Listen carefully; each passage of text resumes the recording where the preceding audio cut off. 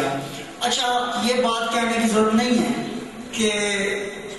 قادری صاحب پروزوڈی کے حوالے سے یا علم العروض کے حوالے سے بہت قادر الکلام آدمی تھے اور انہوں نے جس چیز کو بھی چاہا اس کو ڈھال دیا. اگرچہ کلی حقیقت کل کے حوالے سے یا بڑے سوال کے حوالے سے وہ چیزیں اقبال کی سطح تک نہیں جاتی, بے شک نہیں جاتی, لیکن یہ کوشش بھی کیا کم ہے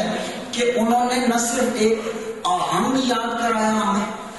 ایک یہ مثلا میں یہ سمجھتا ہوں کہ ہر شاعر جو ہے,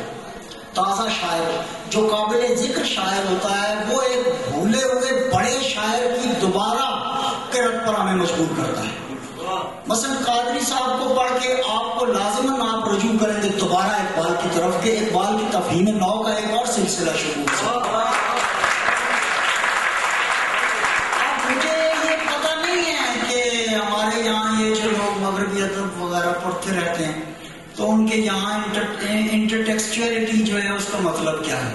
میرا خیال ہے کہ انٹرٹیکسچولیٹی یا بین المتنیت یا بین المتونیت جو بھی اس کو کہہ لیں, وہ بنیادی طور پر یہی چیز ہے کہ ناصر کاظمی کو جب آپ پڑھیں, ظاہر ہے آپ ناصر کاظمی میر کے درجے کا شاعر تو نہیں ہے, لیکن ناصر کاظمی کو پڑھتے ہوئے آپ کو لازماً واپس میر کی طرف جانا پڑے گا کہ ناصر کاظمی نے میر کی جو تیسرے درجے کی شاعری تھی, جس تک ناصر کاظمی کی رسائی تھی, اس کو لے کے ناصر کاظمی نے کیا بنانے کی کوشش کی ہے. اس سے قطع نظر پھر میں کہہ رہا ہوں کہ میر کی اول درجے کی شاعری یا دوسرے درجے کی جو میر کی شاعری تھی وہاں تک ناصر کی رسائی نہیں تھی. اسی طرح اگر اقبال کے سلسلے میں داخل ہونے والے شعراء کو ہم دیکھیں, چاہے وہ صادق حسین ہوں یا میر سیال کوٹی ہوں, ٹھیک ہے, یا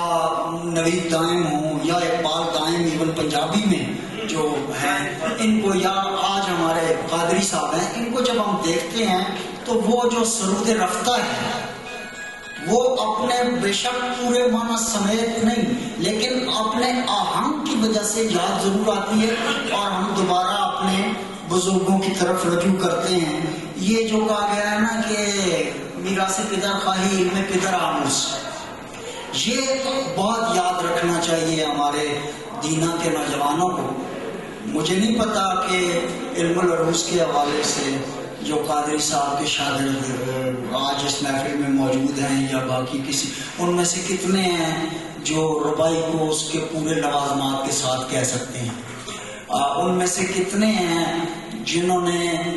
جان کر عروض کا تجربہ کرنے کی کوشش کی ہو. میں خود اپنی نارسائیوں کا بھی اعتراف کرتا ہوں اور میرا خیال یہ ہے کہ ہم آج کے زمانے میں ایک ایسا درویش آدمی جس نے اس سب سے بے نیاز ہو کے کہ اس کو مشاعروں میں کیا مقام دیا جاتا ہے یا یہ جو میڈیا ہے اگر اس نے اس کو نظر انداز کر دیا تو وہ بے نیاز ہو کر ایک کام کرتا رہا اور اس کے ثمرات جو ہیں وہ اس وقت بھی آتے رہے, اب بھی آتے رہے. میں نے ایک بات ہمیشہ یہ کی ہے کہ بڑا آدمی جو ہوتا ہے وہ ایک دریا کی طرح ہوتا ہے. مطلب آپ اس کے کنارے دریا کنارے بیٹھ جائیں اور پانی آپ کے سامنے سے گزرتا رہے اور آپ یہ سمجھیں کہ بس ابھی تھوڑی دیر میں اور بیٹھوں گا تو دریا گزر جائے گا, ایسا نہیں ہوتا. وہ کچھ لہریں آگے بڑھتی ہیں, دریا تو نہیں گزرتا. تو بڑا آدمی بھی ایک ہوتا ہے. اور قادری صاحب نے علم و فن کے حوالے سے پھر ابھی یہ بات کر رہے تھے ارشد علی صاحب کہ انہوں نے کسی زبان کو اپنا مسئلہ نہیں بنایا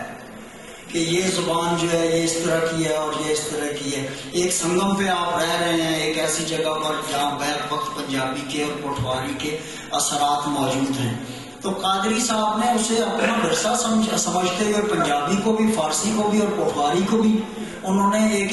مومن کا یا ایک مسلمان کا یا ایک انسان کا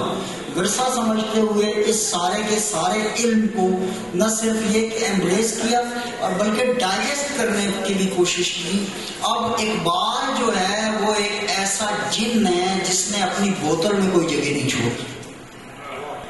اب اس جن سے خود مکالمہ کرنا جو ہے اور اس سے باتیں کرنا, خود اقبال کے ایڈیم میں باتیں کرنا. مثلا ایڈیم کی حد تک آپ نے یہ دیکھا کہ یہ نقل طور بھی اور نسیم اعجاز بھی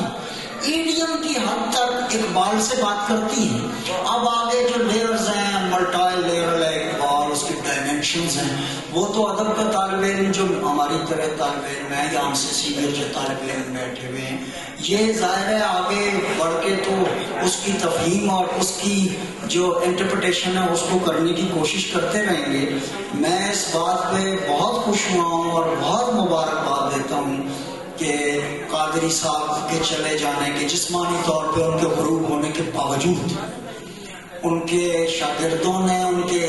علاقے کے لوگوں نے ان کو یاد بھی رکھا اور پوری سنجیدگی سے یہ کوشش کر رہے ہیں کہ ان کا پیغام جو ہے وہ کسی نہ کسی صورت میں حرف خیر کی صورت میں آگے بڑھتا رہے. بہت شکریہ.